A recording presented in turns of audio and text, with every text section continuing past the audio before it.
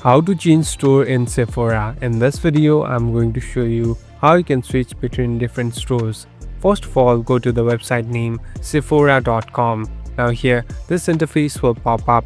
Here on the right bottom, there's a stores icon. Simply tap on stores. So basically here, you'll be able to view which store you are browsing.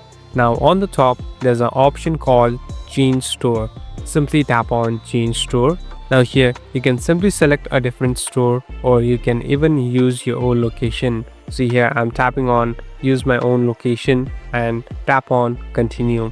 So this will basically enable the location and you'll be able to find a store near you and you'll be able to shop it easily. So it makes it more convenient too. Thank you for watching this video. I hope this video will help you.